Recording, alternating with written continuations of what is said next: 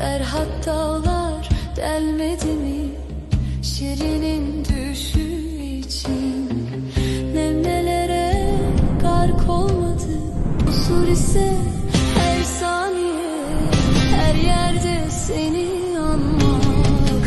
Mecnun azmı yemin etti Leyla'nın başı için. Kusur ise her saniye,